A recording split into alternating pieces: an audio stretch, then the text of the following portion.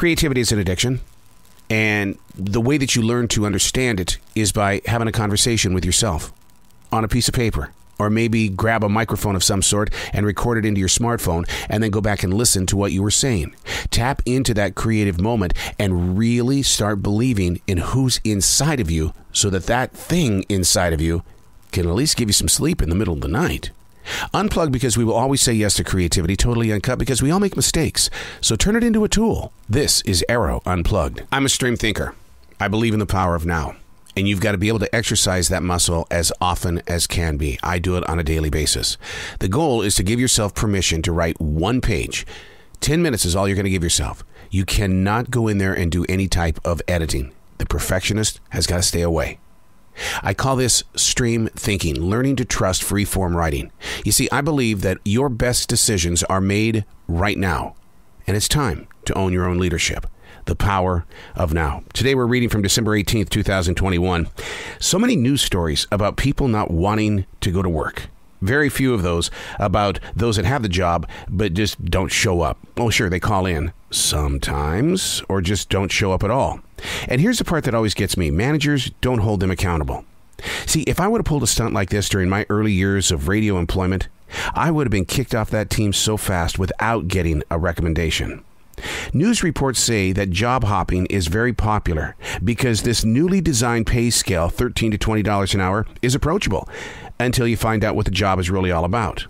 See, I'm always being introduced to brand new employees, and silently, as an employee, I actually sit there and think, and you'll be here for how long? I mean, I need to know this kind of stuff because when you don't show up, my work doubles. I don't have what it takes to be a job jumper. Maybe it's my loyalty, but then again, it could be that one thing I've got wrong with me, that I have to do the same thing over and over again. The moment that a wrench is thrown into my spokes, it messes everything up. We are in a place where we have the power of choice. But the decisions that we're making kind of remind me of what it was like to grow through the ranks of becoming a third-degree black belt. You can practice all day, but if somebody isn't showing you the right way, then you're going to become a bad employee or a bad martial artist. And that's the thing that a lot of people don't understand, is that as you job jump, there are new leaders in places that you're probably not experienced with. Some come with a lot of rules, while others are a little bit relaxed with their expectations because they don't want to lose you. They're kind of like me when you come into that interview and it's like, and you'll be here for how long? So these new age leaders, what's happening is they're spending more time trying to hire people than they are training the people. I see it every day. Somebody comes in for the simplest job. They're making the worst mistakes. But if I go and talk with them, then I'm the bad employee. It's like, mind your own business, dude. Whereas if you go to a manager and say something about it, they go, yeah, I know. But you know what? You get what you get.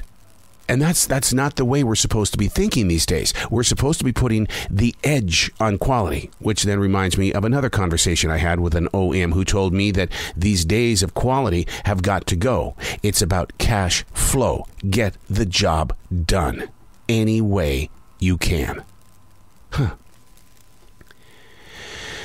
All we can do is just breathe and say hello with a smile to the next person you meet. I'm Arroe, and that's Stream Thinking.